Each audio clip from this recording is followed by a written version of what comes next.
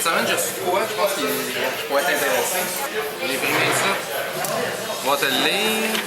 Ça vient de Jacinthe. Ça va comme suit. Sujet, moins de garçons, point d'interrogation.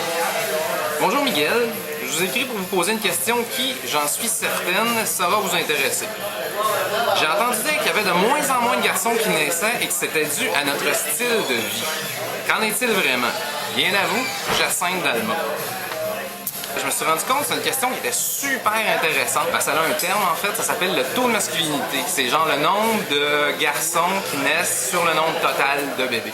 C'est un ratio normal de 105 garçons pour 100 filles. Et effectivement, c'est un constat qu'on a non seulement au Canada, mais aux États-Unis aussi et en Amérique latine. Donc, dans toutes les Amériques, il y a moins de garçons qui naissent maintenant, donc moins que 105 pour 100 filles. On pourrait se demander pourquoi c'est comme ça. Il y a différentes théories, mais il n'y a vraiment rien qui a été confirmé. Une de celles-là, ça dit que les garçons, étant donné qu'ils sont plus turbulents, avant d'être à l'âge dit nubile, c'est-à-dire pour faire des enfants, ils en meurent plus que de filles.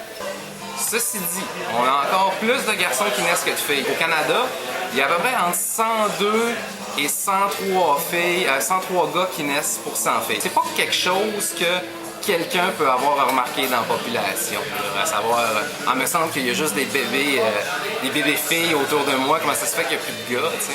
Non, ça se peut pas. Puis la question qui vient à l'esprit, tu sais, genre, c'est-tu notre style de vie qui fait en sorte que ça a été changé comme ça? Il y a juste des théories qui courent là-dessus, on le sait pas. Une des grandes théories, c'est la théorie des perturbateurs endocriniens. J'aime beaucoup. Ça, c'est des molécules qui seraient dans notre environnement, qui ont été introduites, puis ils se substituent aux hormones qu'on a naturellement. Notre corps se trouve comme tout débalancé, c'est plus trop quoi faire. À chaque fois que l'environnement extérieur est menaçant, si on veut, pour la survie de l'homme, de la femme, le nombre de naissances féminine augmente. La nature se défendrait en quelque sorte en augmentant le nombre de femmes qui existent. Si j'avais à dire de quoi à Jacinthe, ça serait de ne pas s'inquiéter du fait qu'il y a moins d'hommes qui naissent. Il y a beaucoup plus d'hommes en Inde et en Chine. Comme on sait, quand c'est une femme qui naît, souvent, ils la mettent dehors, puis elle appuie. Puis bon, c'est ça, elle finit par mourir en peu de temps. Les facteurs culturels sont beaucoup plus importants que ce que nos fameux bloqueurs endocriniens pourraient apporter.